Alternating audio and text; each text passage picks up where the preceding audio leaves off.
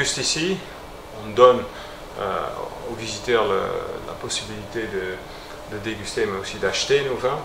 Il y a quelques trous, donc on a eu beaucoup de succès avec les visites et avec les ventes, parce que normalement c'est bien garni ici derrière moi. Et le mois d'août est un mois très important pour le no-tourisme, parce que nous avons beaucoup de touristes dans la région, pas forcément pour le vin, mais pour les plages. Et ces personnes-là, ces visiteurs-là, ces touristes-là, ils consacrent toujours un jour ou deux à une visite d'une propriété viticole. Alors, ils n'ont pas toujours la tenue, hein, ils viennent en tongs et ils viennent en short, mais c'est pas grave. Nous demandons 10 € pour une visite et une dégustation de 2 vins. Et le week-end, c'est 3 €, vous avez, c'est 12 € et vous avez 3 vins dégustés. Hein, les gens payent pour ça, mais ils ont 1 heure où ils peuvent poser des questions à volonté, où quelqu'un est là pour justement répondre à toutes leurs interrogations concernant la vigne, l'historique, ou la vinification, ou la dégustation. Ce qui est très important par contre, c'est que nous sommes ouverts 7 jours sur 7.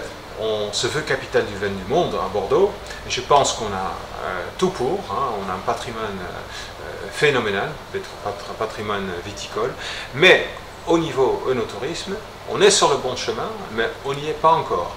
Hein, il y a beaucoup d'initiatives qui sont prises, mais si on regarde nos voisins, on ne va pas très loin, à Porto, la vallée de Douro, à Rioja, et on va plus loin bien sûr dans la région du Cap, en Afrique du Sud, ils ont fait aux États-Unis, en Argentine. Nous n'en parlons plus. Donc on se veut capitale du vin du monde.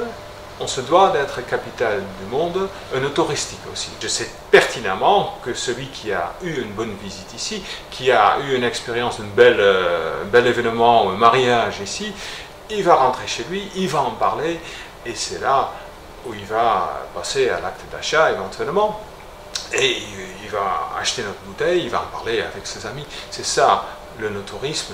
Hein, c'est faire des ambassadeurs, c'est toucher à l'émotionnel des personnes. Il faut bien le faire. Il ne suffit pas de faire une belle structure et une belle boutique. Non, il faut bien former votre personnel.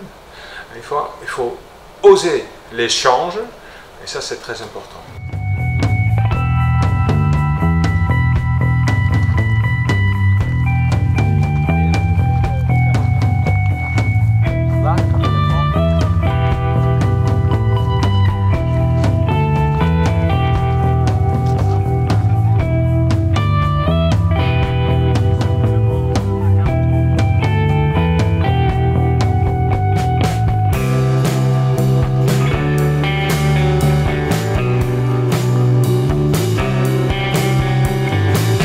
Oui.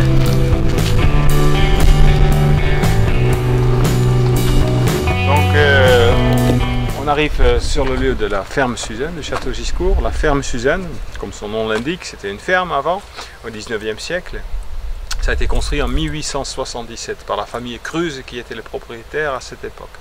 Et c'était un endroit où il y avait des ouvriers de chais, des ouvriers de vigne qui habitaient. Il y avait un maréchal ferrant, il y avait du bétail, il y avait une verrerie.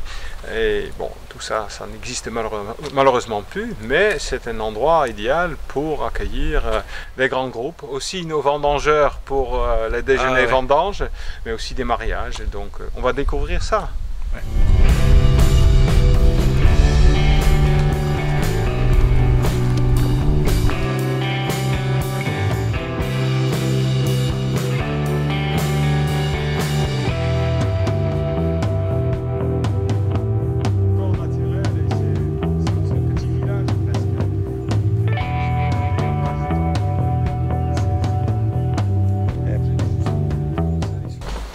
Donc là, on prépare donc déjà le mariage pour demain. Donc c'est le traiteur qui met en place la veille. Et bien sûr, les mariés vont décorer la salle. On fait beaucoup d'événements ici. Il y aura du bon vin sur table, bien sûr.